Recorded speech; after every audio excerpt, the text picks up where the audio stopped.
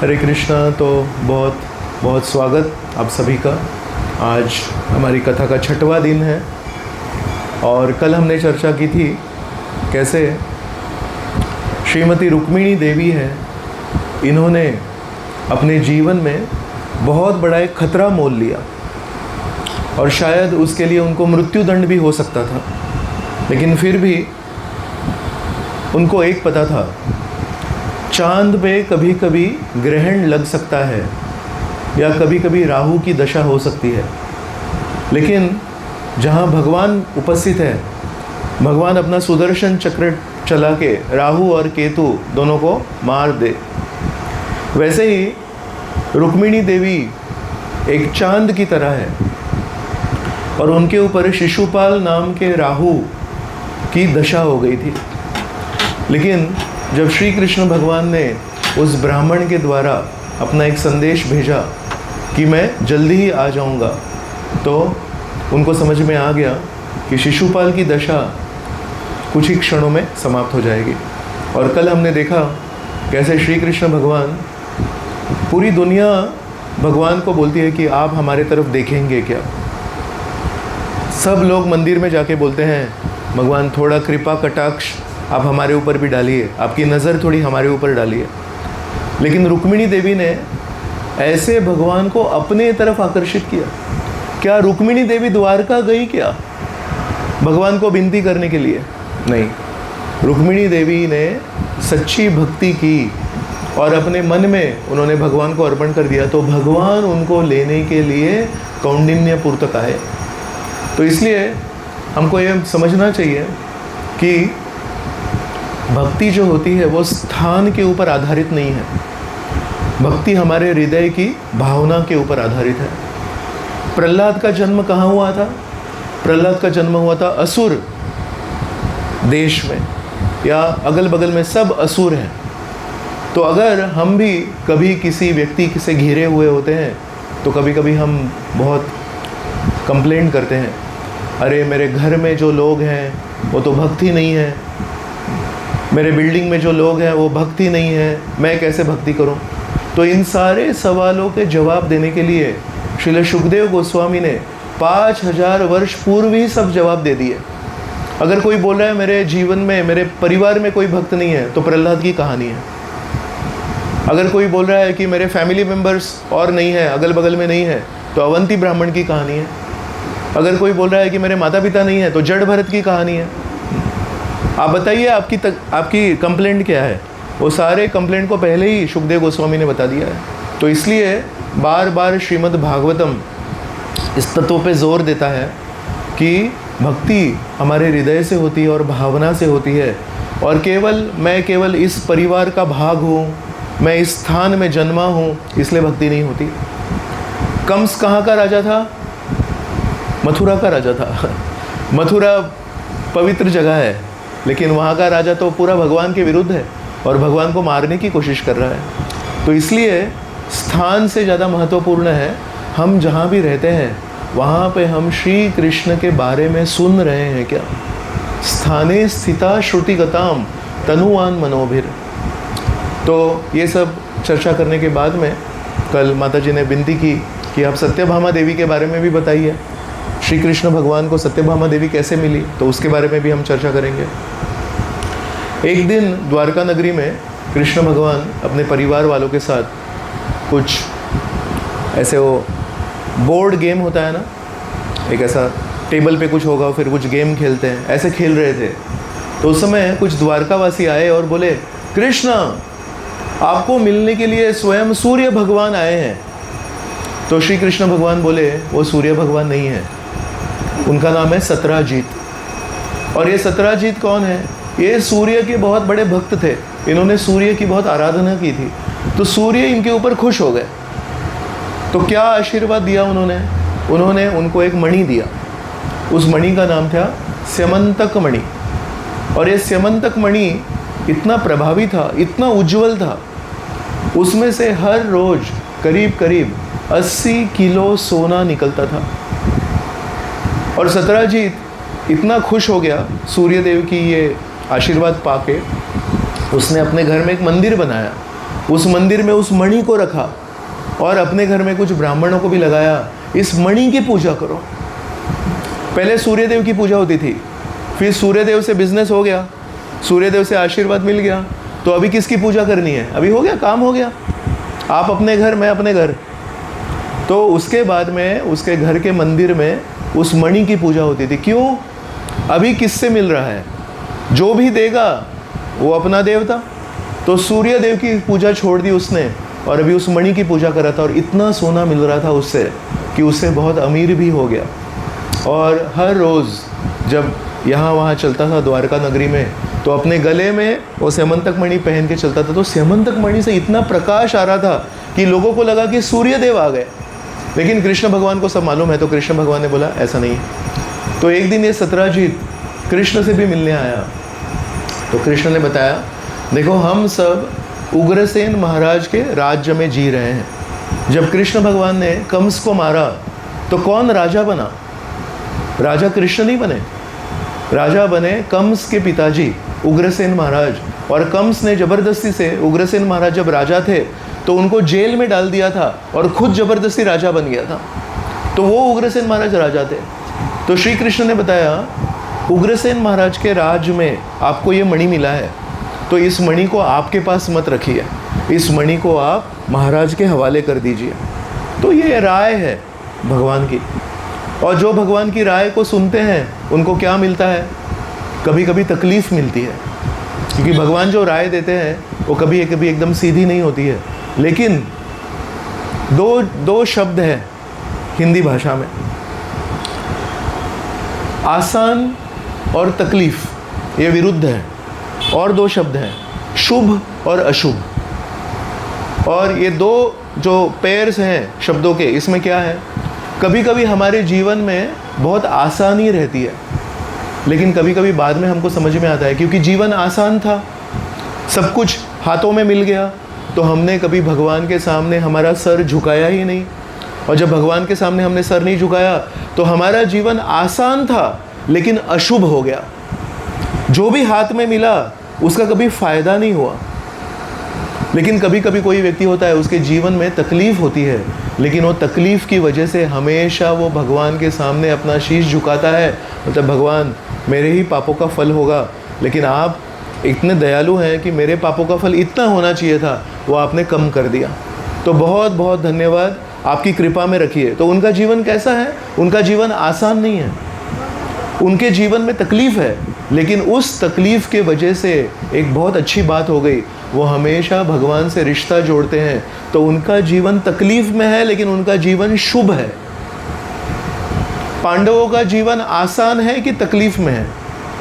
तकलीफ़ में है, लेकिन पांडवों का जीवन शुभ है कि अशुभ है? कौरवों का जीवन आसान है कि तकलीफ़ में है, लेकिन कौरवों का जीवन शुभ है कि अशुभ है? तो इसलिए हमारी संस्कृति में हम कभी भगवान को ये नहीं मांगते कि हमारे जीवन को आसान कर दो। ये अभी सेल्फ हेल्प टॉक्स जो देते हैं यूट्यूब पे, उन्होंने ये नया ट्रेंड चालू किया है। वेदों में कोई भी भक्त, श्रीमद् भागवतम में कोई भी भक्त कभी भी भगवान से ये प्रार्थना नहीं करेगा, हे भगवान मेरे जीवन को आसान कर दो, सारी तकलीफ़ों को ले जाओ। हमेशा सब भक्त भगवान को प्रार्थना करेंगे, हे भगवान मेरे जीवन में अशुभ जो भी है उसको निकाल दो और शुभ बनाओ मेरे जीवन में। तो इसलिए भगवान ये गारंटी नहीं करते कि आपका जीवन आसान होगा कि तकलीफ़ होगा, लेकिन ये गारंटी करते कि आपका जीवन शुभ होगा। तो इस सत्राजित को बोल रहे हैं, तुम्हारा ये जो मणि है ये भगवान को दे दो, उग्रसेन महाराज को दे दो। लेकिन इन्होंने बोला, अरे मैंने पूजा की, मैंने ये कमाया है, मैं महाराजा को ऐसे कैसे दे दूँ, मैं मेरे पास ही रखूँगा। तो है स्यमंतक मणि, है सूर्य का आशीर्वाद, दे रहा है 80 किलो सोना, और क्या चाहिए जीवन में। लेकिन आप देखेंगे जैसे जैसे मैं बताऊंगा कि इनके जीवन में आसानी लानी थी, उनको धन संपत्ति लानी थी, लेकिन उनके जीवन में क्या क्या अशुभ हो गया इस क्षण के बाद में। एक ही गलती की उन्होंने, क्या किया? कृष्ण जो बोल रहे हैं उसको सुना नहीं। 18वें अध्याय में भी श्री कृष्ण एक श्लोक बोलते हैं, मैं जो आपको बोल रहा हूँ वो आप सुनिए। अथ चेत्वम अहंकाराम न श्रोष्यसि विनंक्षसि। श्री कृष्ण बोलते हैं लेकिन अहंकार के वश अगर तुम मेरी बात नहीं सुनोगे तो विनंशसी, आपका विनाश हो जाएगा अर्जुन। लेकिन कृष्ण की एक बात बहुत इंपॉर्टेंट है, भगवान कभी फोर्स नहीं करते। भगवान हमेशा हमारे सामने दो चीज़ें रखते हैं, बोलते हैं ऐसा करोगे तो ये होगा, ऐसा करोगे तो ये होगा। अभी विमृश्यैत दशेषेण यथेच्छसि तथा कुरु, अभी आप सोचिए आपको क्या करना है। तो ये बहुत महत्वपूर्ण है। भगवान हमको जब सुझाव देते हैं, वो सुझाव को हम आज्ञा के रूप में लेना चाहिए। और जब भगवान से विपरीत कोई व्यक्ति है, वो जब हमको आज्ञा देता है, तो उस आज्ञा को हमको सुझाव के रूप में लेना चाहिए। हम भगवान की सुझाव को सुझाव रखते हैं और लोगों की आज्ञा को आज्ञा करते हैं, उसी से हमारे जीवन का सब बर्बादी आ जाती है। तो सत्यराजीत ने तो मणि दिया नहीं। एक दिन क्या हो गया, उसका एक छोटा भाई था, उसका नाम था प्रसेन। प्रसेन ने सोचा अरे मेरे बड़े भाई इतना बड़ी मणि लेके घूमते हैं, मुझे भी वो मणि लेके घूमना है।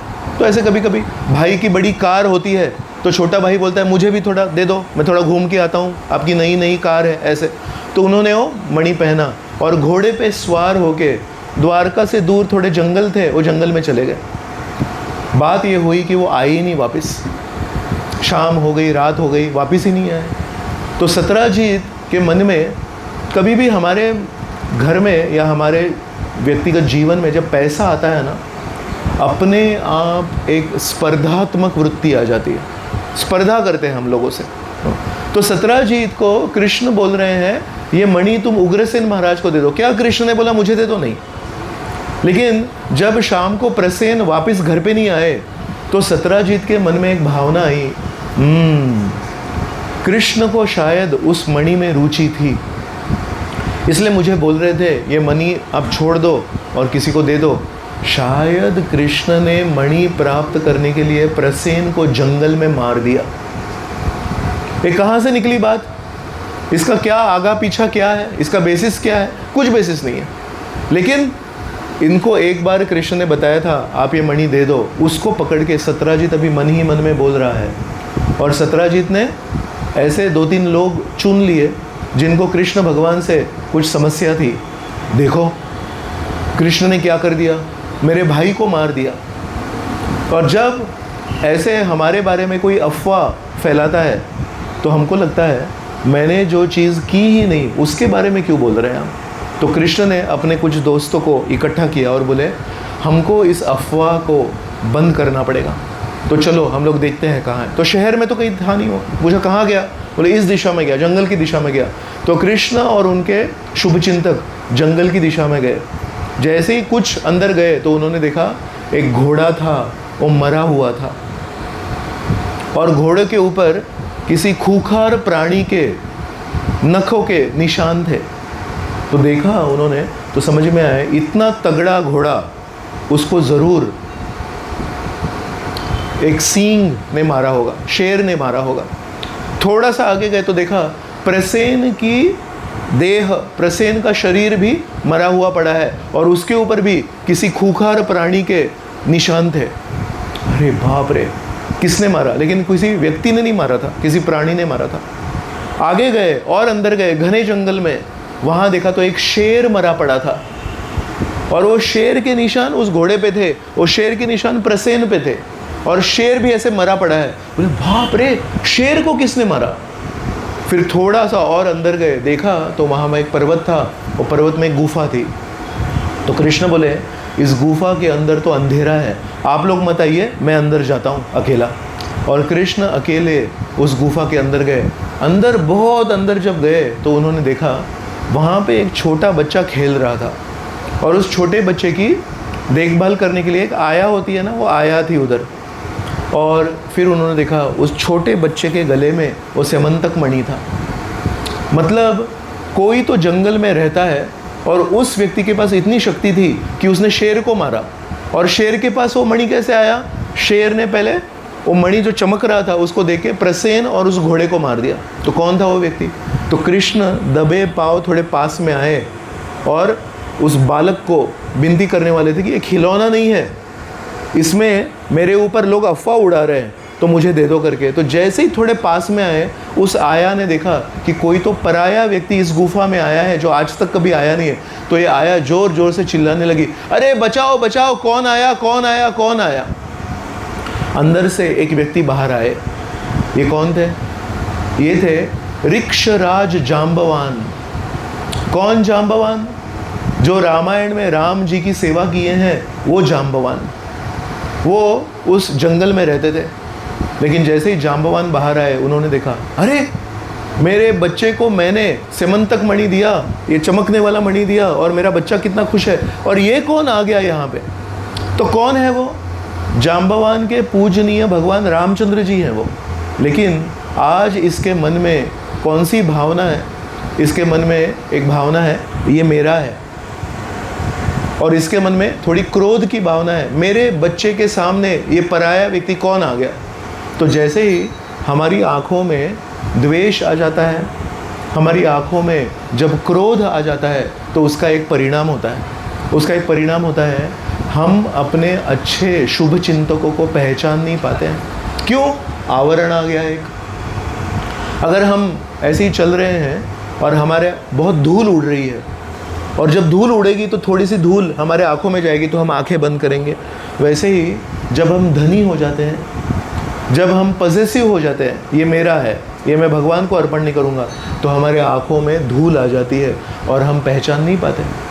तो इसलिए वही जांबवान है जो राम जी की सेवा किया है। हनुमान जी जब लंका नगरी कूदने वाले थे, तो उस समय हनुमान जी को ये याद नहीं था कि मैं कौन हूँ। किसने याद दिलाया हनुमान जी को? जांबवान ने याद दिलाया। अरे हनुमान, बचपन में तुम कितने बड़े बड़े पराक्रम किए हो, अभी तुम भूल गए हो क्योंकि ऋषि मुनियों ने तुमको शाप दिया था, मैं तुमको याद दिलाता हूँ। और जैसे जांबवान ने याद दिलाया, तो फिर हनुमान जी का आकार बड़ा हुआ, और फिर जय श्री राम करके लंका चले गए। और फिर आगे तो उन्होंने बहुत कुछ किया, लेकिन उसके पीछे जांबवान की कितनी महत्वपूर्ण सेवा थी।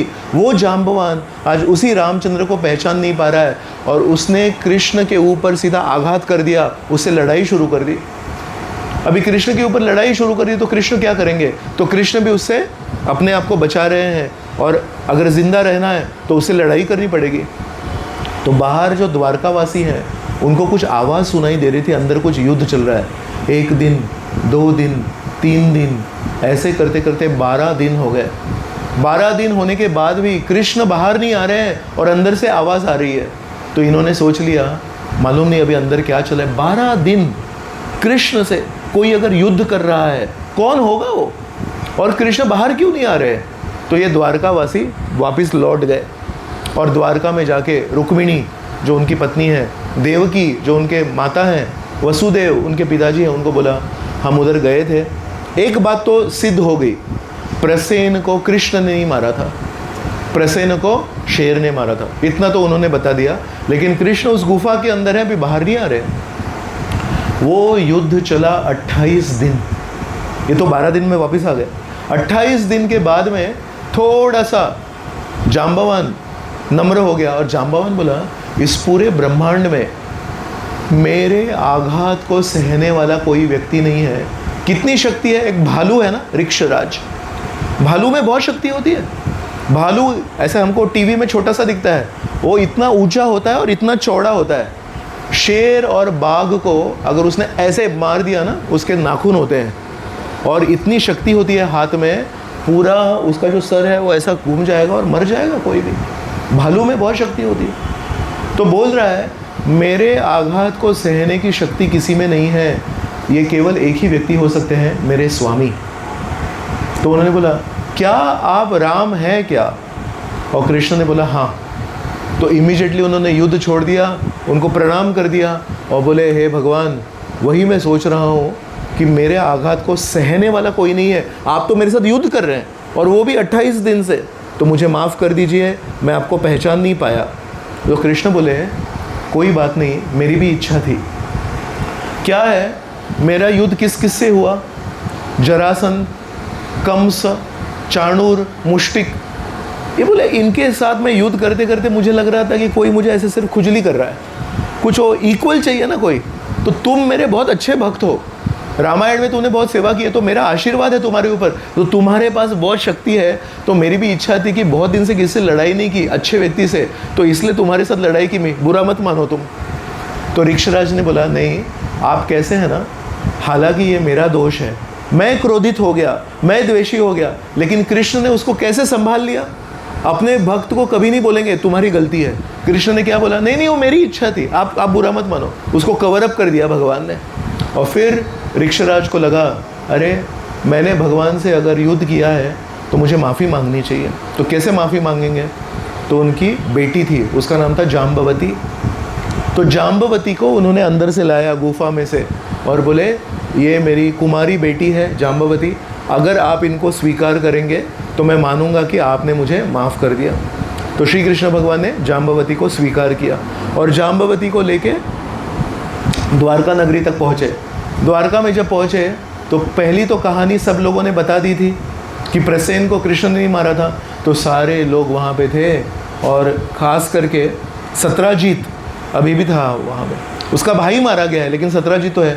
और सत्राजीत शर्म के मारे पूरा पानी पानी हो गया और सत्राजीत ने भगवान की माफ़ी मांगी और बोले अब मुझे समझ में आया जब आप कुछ बोलते हैं तो उसको सुनना चाहिए। मेरा भाई गया, कृष्ण के ऊपर उसने एक लांछन लगाया, तो सोचो किस दिशा में उसका जीवन चला गया। तो उसने बोला मुझे माफ़ी मांगनी है, तो एक काम करता हूँ, ये मणि आपके लिए, और मेरी बेटी है वो भी एक मणि जैसी है, तो सत्यभामा मेरी बेटी है, उनको कभी कभी बोलते हैं भामा मणि, बहुत सुंदर बहुत सुशील उनकी बेटी थी। तो वो बेटी और वो मणि उन्होंने कृष्ण को दे दिया। लेकिन कृष्ण ने फिर से एक बार बताया, याद है मैंने तुम लोग को क्या कहा था, ये जो मणि है ना इसको हैंडल करने के लिए कोई सही व्यक्ति चाहिए। तो ये मणि मुझे उस समय भी नहीं चाहिए था, आज भी नहीं चाहिए। ये मणि आप उग्रसेन महाराज को दे दो, मैं इस मणि को हाथ नहीं लगाऊंगा। क्यों? क्योंकि इस मणि को बारे में मैंने जब एक बात कही तो तुमने मेरे ऊपर ही आक्रमण कर दिया, तुमने मेरे बारे में ही कह दिया। ऐसे मणि से मुझे कुछ लेना देना नहीं है। लेकिन क्योंकि ये भामा मणि जो है, सत्यभामा जो है, इनका इस पूरे स्कैंडल में कुछ लेना देना नहीं है, तो मैं सत्यभामा मणि को स्वीकार करूंगा। तो ऐसे करके श्री कृष्ण भगवान को इस पूरी कथा में 2 और पत्नियां मिल गई। तो जय सत्यभामा देवी की जय।